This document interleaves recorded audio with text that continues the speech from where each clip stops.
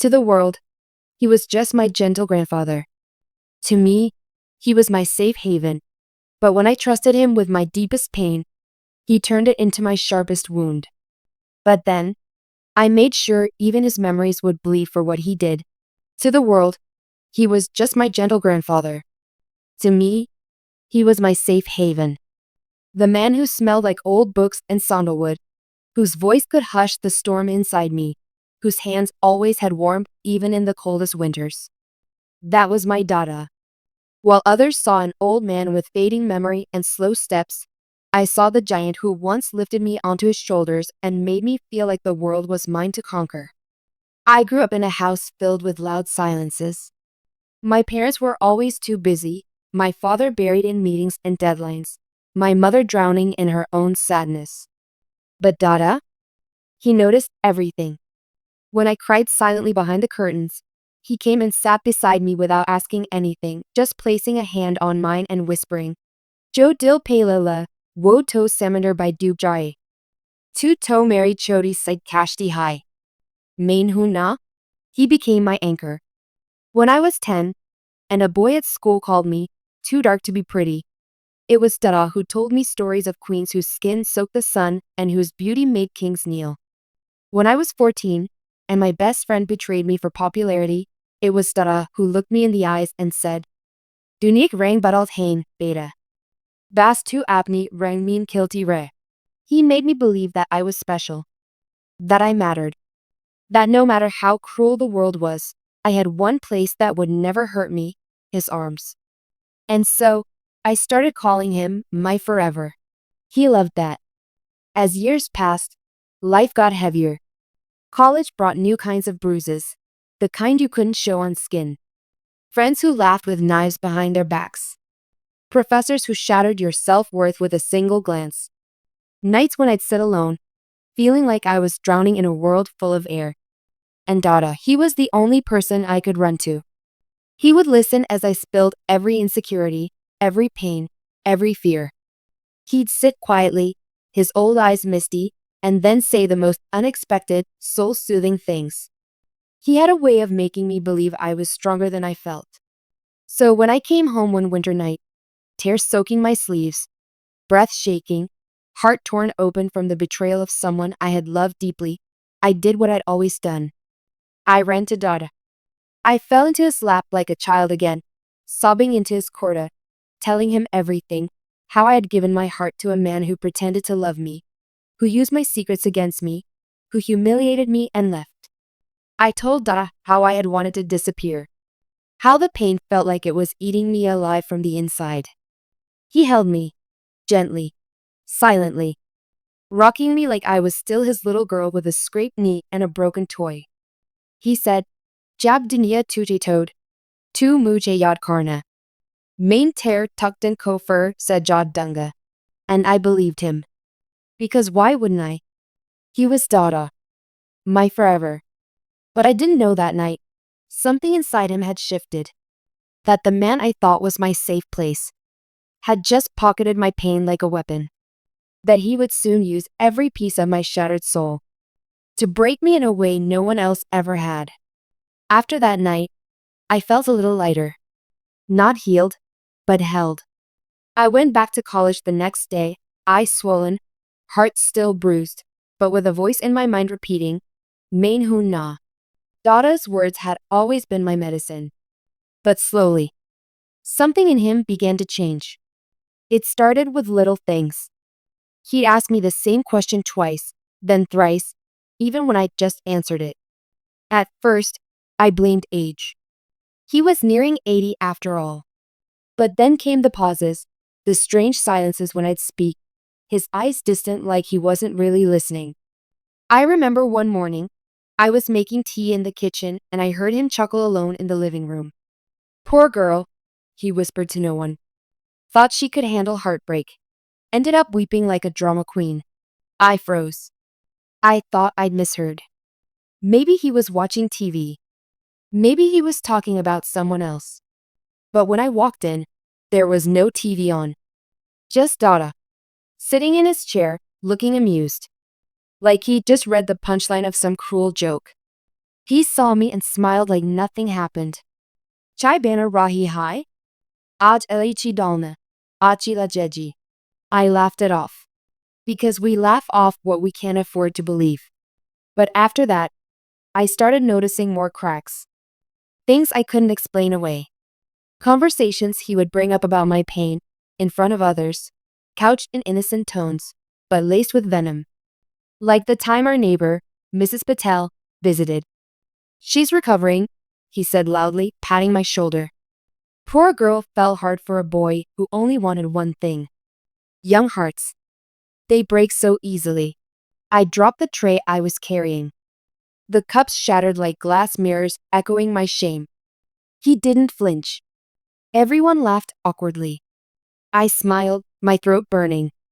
That night, I asked him why he said it. He looked me in the eyes and said, I was protecting you. Better they know now than gossip later. His voice was soft, but I felt it, the blade behind the silk. And suddenly, his words didn't sound like protection anymore. They sounded like possession, like control. He started weaving my trauma into conversations, retelling it with dramatic flair. To relatives, to guests, to strangers. As if my heartbreak was his story to narrate, not my pain to carry. And he always ended it with something like, but I was there. I picked up her pieces. She's standing because of me. That's when I realized. I wasn't his little girl anymore. I was his story. His pity project. His proof of worth. My deepest wound had become his crown. And every time I tried to speak up, he'd twist it. Guilt me. Make me feel like I was ungrateful. I gave you everything, he'd say. You think I enjoy watching you cry? I carry your pain like it's mine. But he didn't carry it. He performed it. And every performance bled me a little more. He started locking doors during phone calls, whispering when I walked by. Once, I caught him showing someone the journal I had left under my bed, my private journal, where I had written the raw parts of myself. He was reading it out loud. The shame crawled up my spine like fire ants. He saw me standing there and didn't even stop. He said, She writes beautifully, doesn't she? So fragile. So emotional. That's when the final string snapped. My safe haven had become my prison. The man who once protected my tears now wore them like badges. And in his eyes, I wasn't family.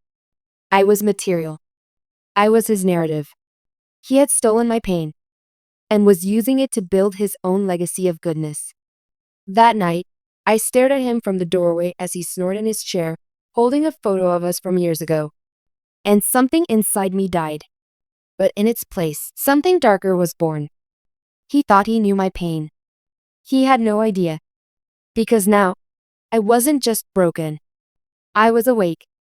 And soon, the man who turned my wounds into his glory would learn what it means to bleed silently, without ever healing. To the outside world, everything looked the same. Dada still sat in his favorite chair near the window, reading his dusty novels, offering sweet smiles to guests, and telling stories to anyone who would listen. People adored him. They said things like, Such a wise man. He raised you well, Betty. You're lucky to have him. And I'd smile. Because smiles are masks. And I had finally learned how to wear mine just like he wore his. But inside me, a quiet storm had begun. I started keeping distance, not physically, because that would have raised questions, but emotionally. I stopped confiding in him. I spoke to him like people speak to furniture. Polite, distant, necessary. He noticed. Oh, you're too busy for your daughter now? He'd ask, the disappointment in his voice thick like syrup. I shrugged it off. He tried guilt. Then sarcasm. Then charm. But I stayed unmoved, cold, unreadable. What he didn't know was that, while he was watching me with his grandfather eyes, I was watching him with a stranger's eyes. Like a detective. Like a witness. Like someone recording a crime scene, slowly, carefully. Because I wasn't just angry anymore. I was preparing.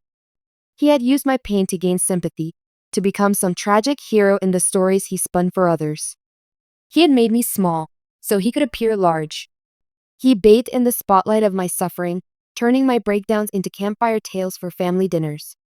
But what he didn't know was that I had more secrets, more wounds, and I would now weaponize them, just like he had. But this time, for the truth. It started small. I began collecting recordings. Whenever he'd slip and say something cruel or manipulative, I'd have my phone nearby. He still thought I was naive, that I hadn't changed. But I had. I wasn't his little girl anymore. I was his reckoning. I remember one evening in particular. We were alone in the living room. The lights were dim. He was sipping his tea, and I asked him calmly, "Why do you share my stories with others, Dada?" He didn't even blink. "Because people listen more when there's pain. And your pain. It makes me important." He chuckled, like it was nothing. But my hand, hidden under the cushion, was pressing record. Another time, I brought up the journal, asked him if he remembered reading it aloud. He laughed and said, "It made you real to them. Otherwise, you're just another sad girl." But when they hear it from me, they care. I stared at him. He truly believed what he was doing was noble. He believed turning me into a public tragedy somehow made him a savior. That was his sickness. He needed to be needed, even if it meant tearing open wounds that had barely scabbed over. And I was finally done bleeding. Over the next few weeks, I kept gathering pieces of truth, voice notes, text screenshots from relatives he'd manipulated with half-truths, even a few confessions he made under the haze of his afternoon naps, thinking I wasn't listening. All of it was evidence of the kind man the world believed in, and the twisted puppeteer he truly was behind closed doors. But revenge wasn't going to be loud. It had to be silent, surgical, devastating. So I waited for the perfect moment. And then, like fate was listening, our family's annual reunion was announced. Everyone would be there. Dozens of relatives who worshipped the ground he walked on. The stage would be his. Or so he'd think. He always gave a speech at the end, filled with quotes, blessings, and of course, stories. But this year, the story would be mine. The hall was packed. Cousins I hadn't seen in years, uncles and aunties from different cities, even distant relatives from abroad, everyone was here. Our family reunion was like a festival. Lights, laughter, matching outfits, endless selfies, and food that could make you forget every sorrow. But not mine. Because under my carefully draped sari and practiced smile, a war was raging. Tonight wasn't just a celebration. It was an execution. And the man who'd spent years hiding behind sugar-coated words was about to meet the bitter truth. As expected, Dada was the center of attention. Everyone greeted him with reverence. "Dadaji, how are you still so sharp at this age? You're the backbone of this family. You raised such a wonderful granddaughter." He smiled, soaking it in like sunlight. He loved these moments. The applause. The respect. The illusion. But illusions fade when the lights change. After dinner, my cousin Rishi, called him on stage for his annual address. Dada adjusted his shawl, walked slowly to the mic, and began. "Family is everything," he said with that familiar warmth in his voice. "It's what holds us when the world lets go. And in this family, I've been blessed to play a small role in many of your lives. Especially in my granddaughter's." He looked at me, smiled, and for a second, I felt that old sting, the one where guilt tries to make you retreat. But I didn't move. He continued, "You all know how she went through a difficult phase. A heartbreak that shattered her. But she rose. She became stronger. And I just stood by her. That's what grandfathers do." The hall clapped.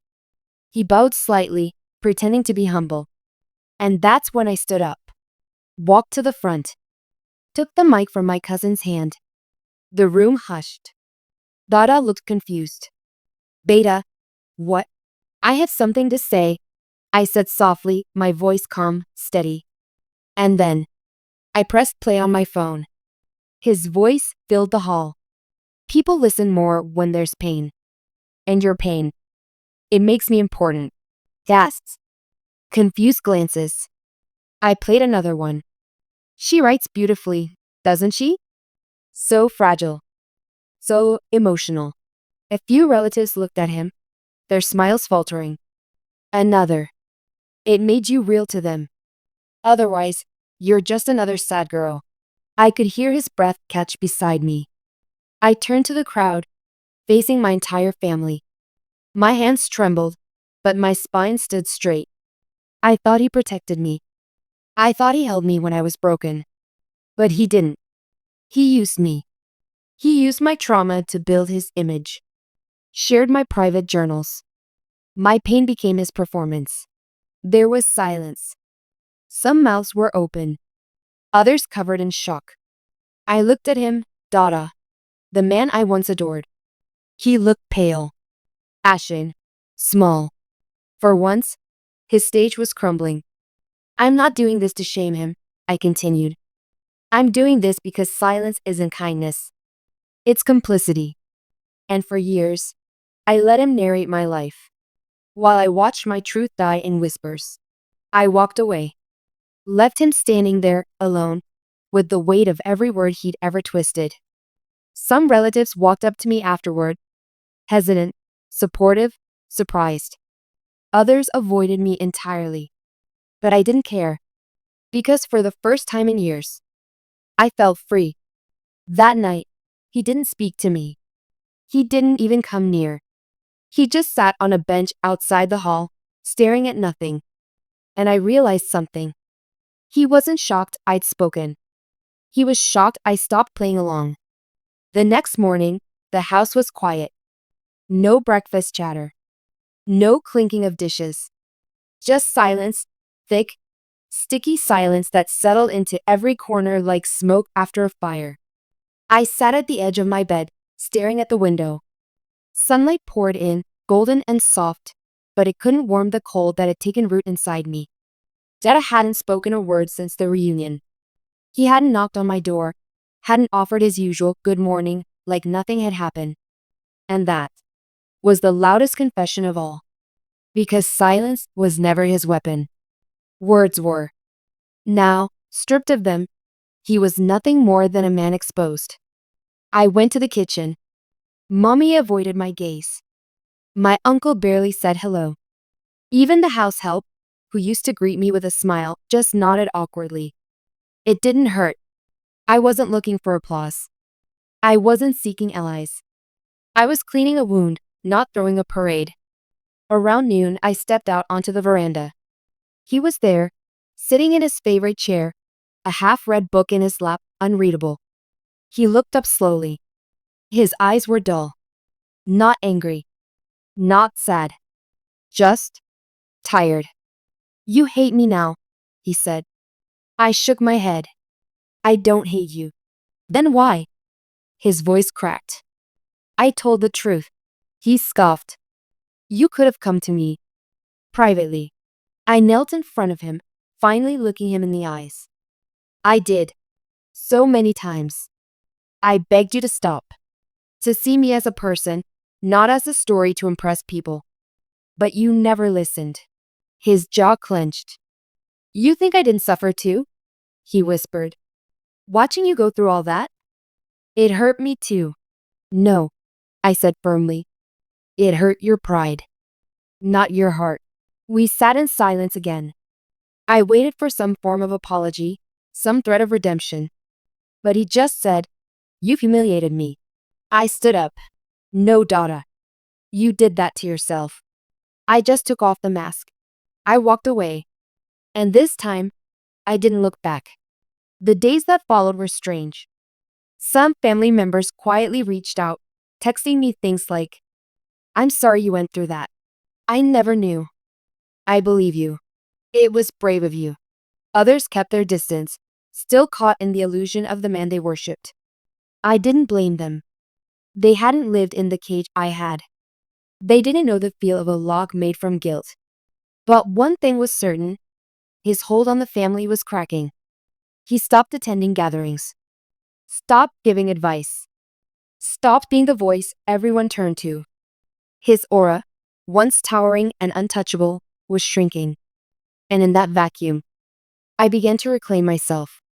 I started therapy again. This time, not to fix myself for others, but to understand myself for me.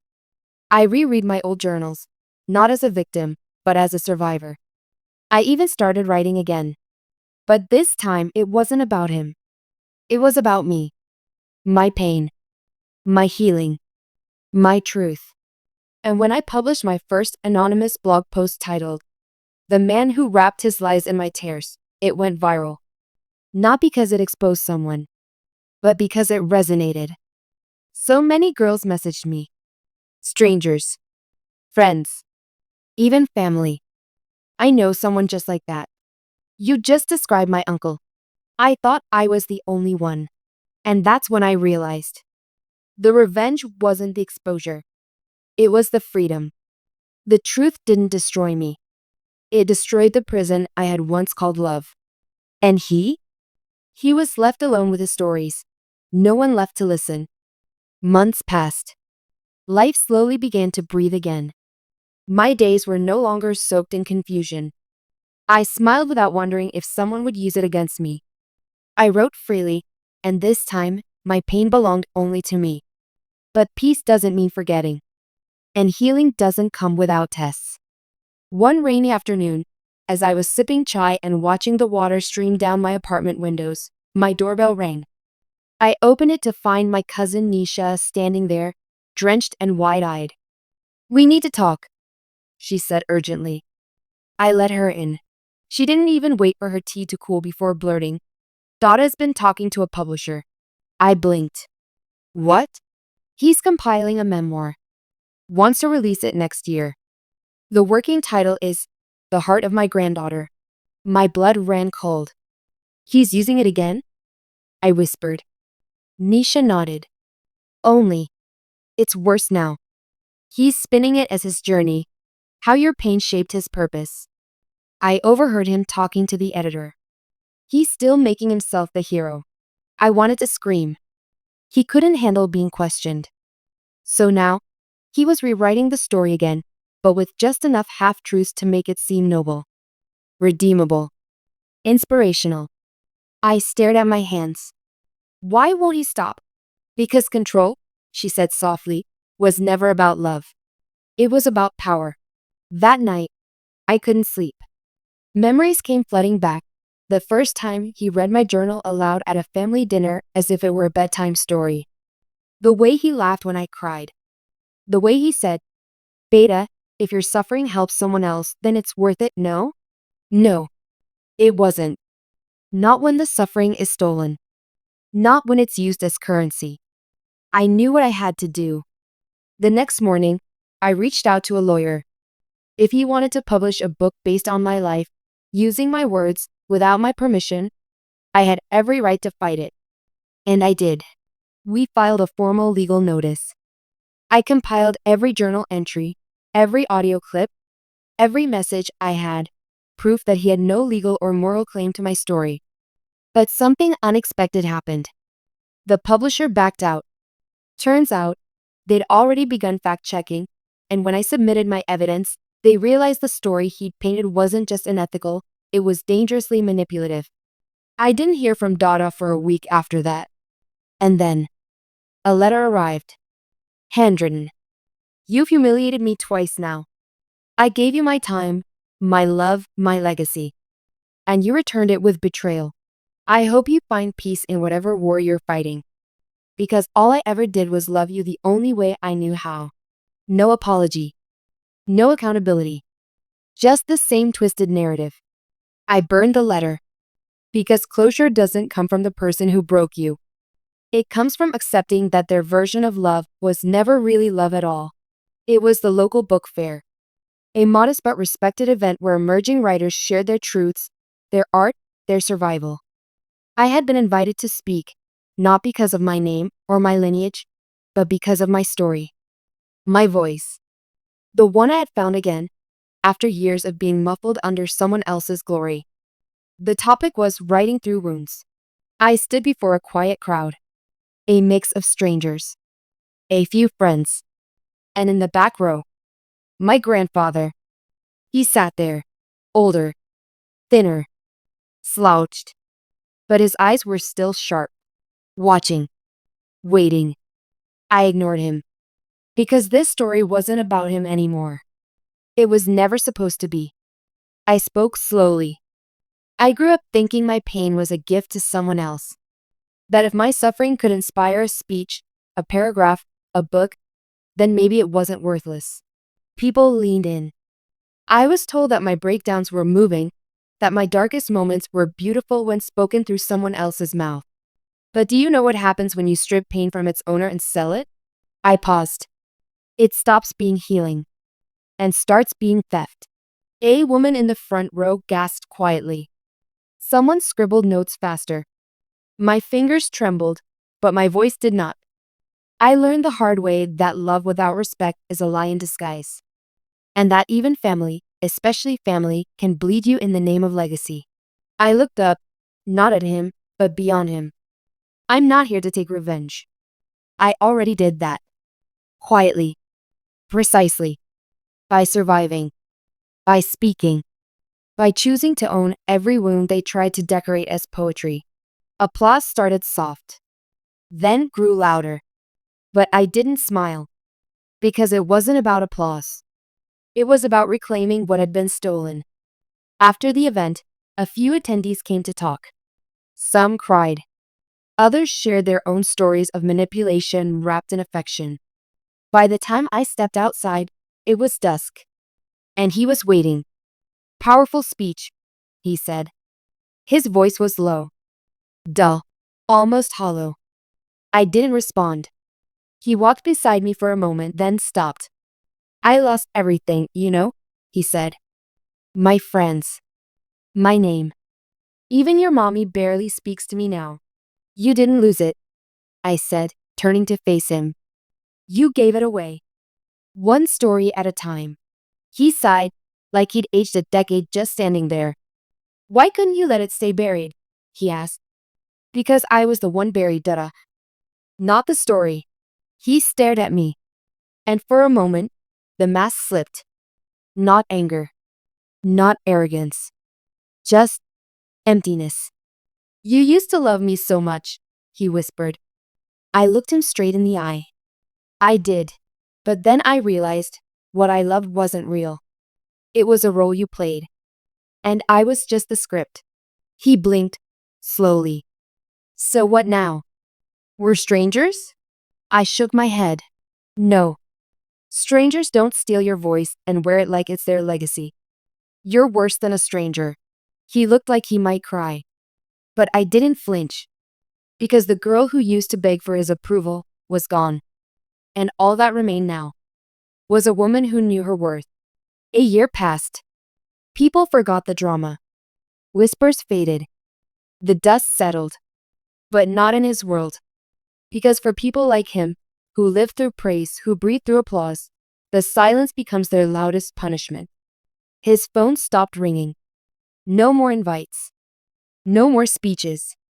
No more, Dadaji, Aapki Bina to event Adhura Lagta Hai. He still lived in that same house. Sat in that same chair. But the room no longer bowed to him. No one turned to him for advice.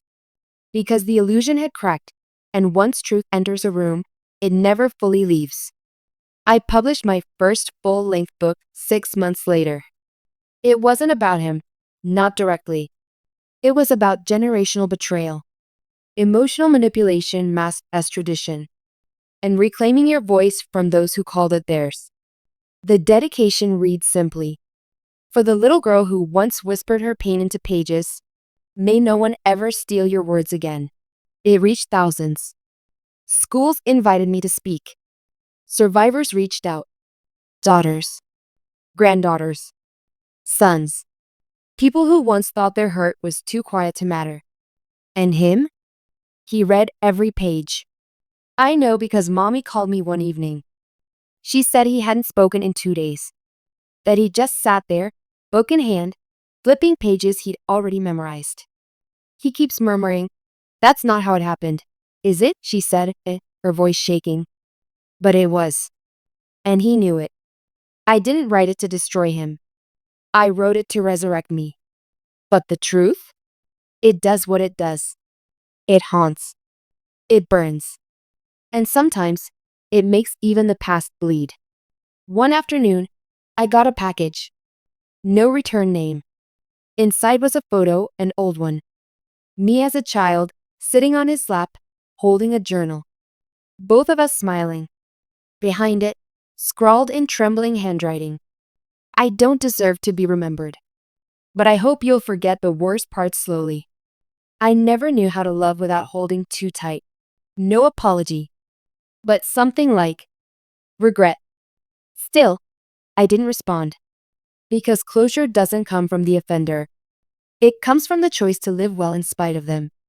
So I framed that photo, not to honor him, but to remind myself who I used to be. A girl who thought love meant silence. Who believed pain was worth something only if someone else found it poetic. Who handed over her soul just to be seen. But now I write my own endings. And every word I write is another wound I've stitched closed.